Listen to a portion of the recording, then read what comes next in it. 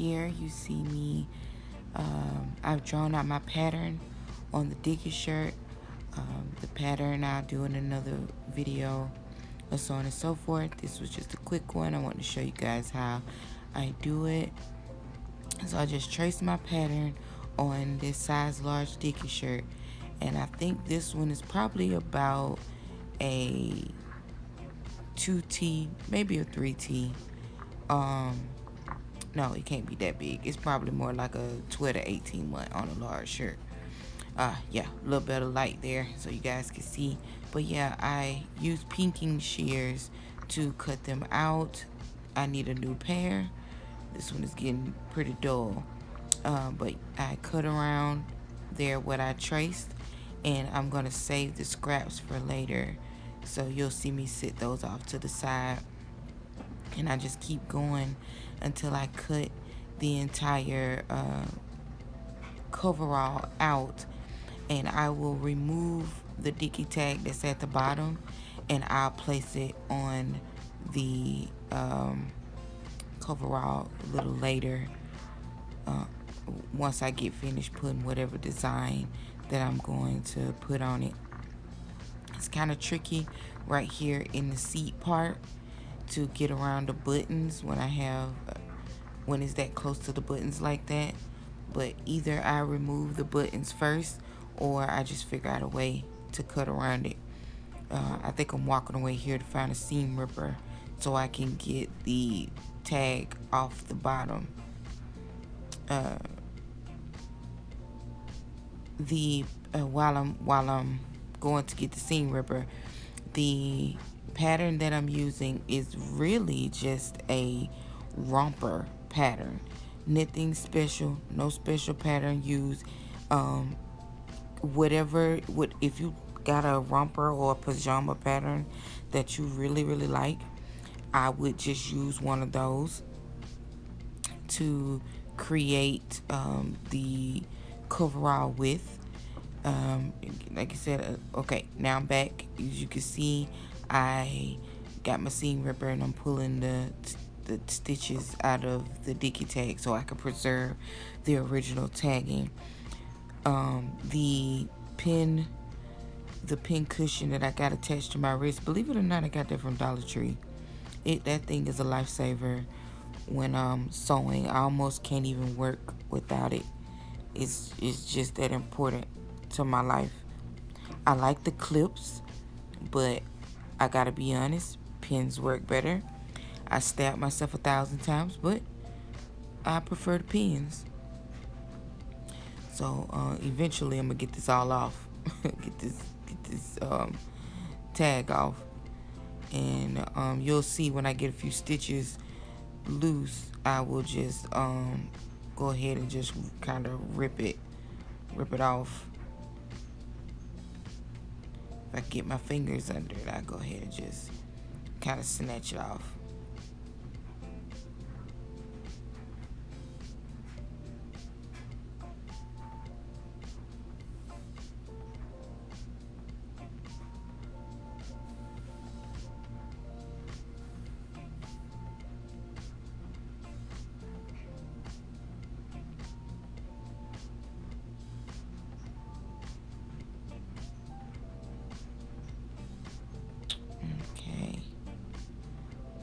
Finally get to a point where I could get it off, and then I'll go back to cutting the coverall out. Usually I grab, if you want to know where I get my Dickie shirts from, majority of the time I get them from Walmart, but I do get a bunch of them from Amazon or either Dickie's actual website. Whichever one has what I need available. It's no secret to where I get the shirts from. As far as sizing, the bigger the child, I go up usually to a 3T or 4T on the coveralls. The 3X is the biggest size that I've found so far.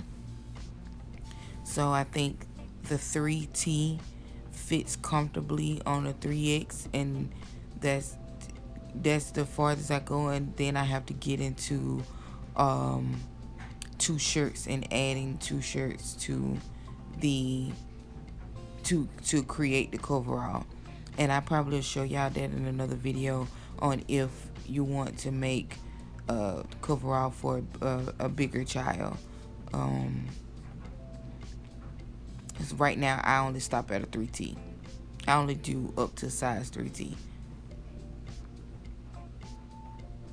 Okay. Guess in a minute here I finish cutting it out.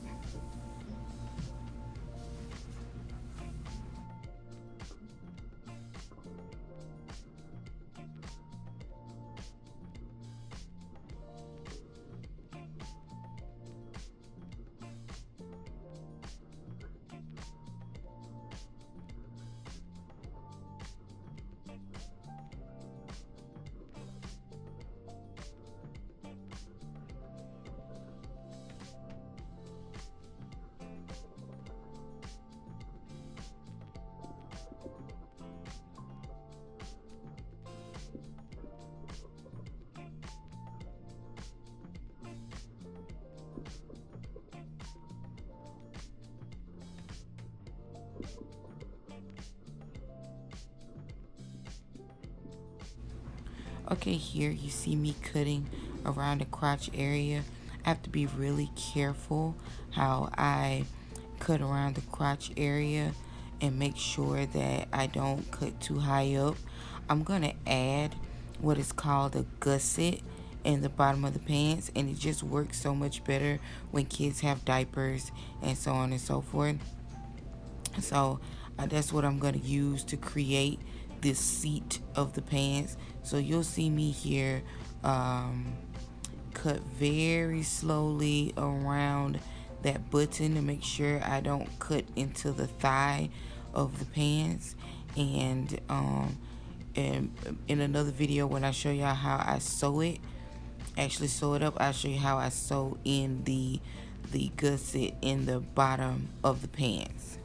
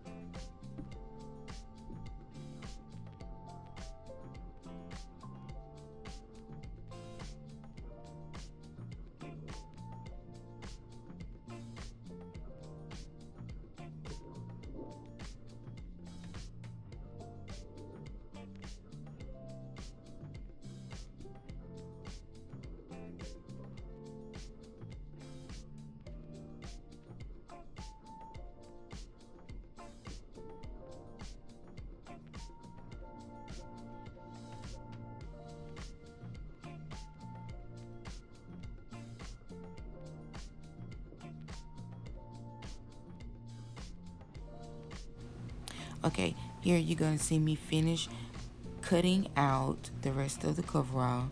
Make sure everything's lined up. You see there a little scrap. You're gonna see little scrappies on the inside.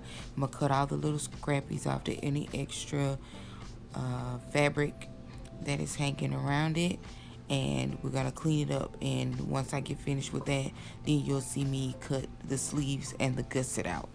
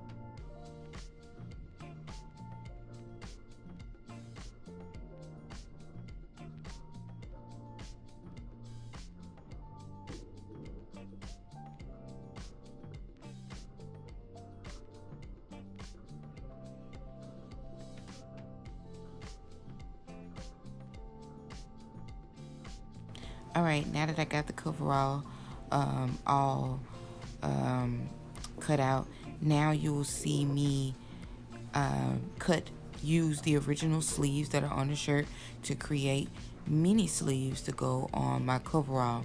So I literally just cut at the seam of the sleeve, and you'll see me grab my pattern piece, and then I will trace out the smaller sleeve and just use all the original hemming that is or the original seams that are in the sleeve to create a smaller sleeve to go on the coverall. So that's what you'll watch me do next.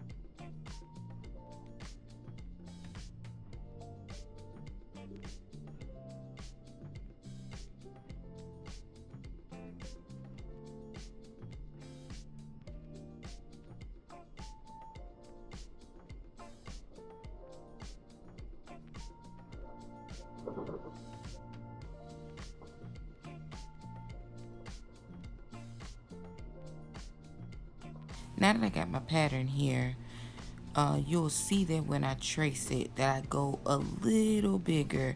Oh, those are my pretty heart paperweights. I got those off Amazon. But you will see me That's the piece for the bottom of the pants right there, or what I call the gusset. You will see me draw the, well, I didn't do it on this one, but I usually draw the sides of the sleeve just a little bit bigger, because I find that this pattern falls a little short. You're supposed to be able to stretch the sleeve, but dicking material don't stretch as much as it should. See me adding a little bit more at the top to give me a little bit more room to put it inside the dicky and give me just a little bit more of an edge. And you can see here on the side, I went over it just a little bit, just give me a little bit more room. It's better to have too much fabric than to not have enough fabric. So I try to best to give myself just a little bit more if I can. I'm also on this piece gonna draw the seat of the pants. If I can, if I got a little bit left at the top, you'll see me cut the seat of the pants out of the sleeve, scraps of the sleeve as well.